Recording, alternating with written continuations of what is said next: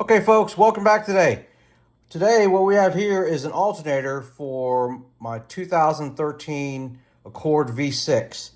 And we were getting a check charging system warning on the dash. And but the alternator wasn't making any noise, but the battery was still good. So, because I just recently changed it. So hopefully changing this little piece out of the alternator will save you from having to replace the entire alternator, which runs anywhere from, 300 up to 600, depending on which brand you get, whether it's a factory Honda or your local AutoZone and such. So this little piece is the little brushes, but let's see if we can get some flashlight in there. You can see how they're all worn down just because of use. This Accord has 180,000 plus miles on it. This is the factory alternator that came with the vehicle. And you can see it's all worn out. It should normally be about halfway up on a new brush.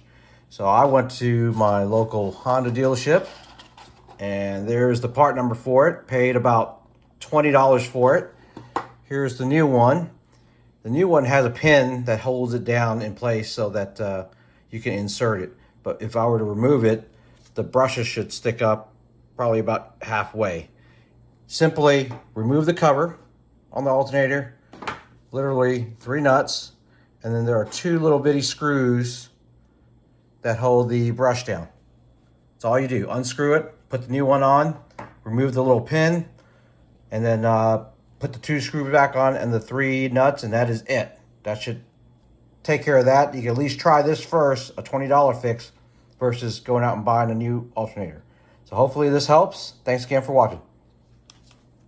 All right, moment of truth. We just got the alternator reinstalled, so we're gonna crank it up and see if our check charging system warning is still on.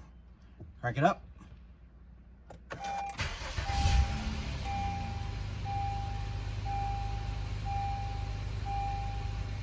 All right, everything's clear. No more check charging. So changing that little bushing, the $20 piece, saved me a couple $100 bucks on instead of having to change the alternator. There you go.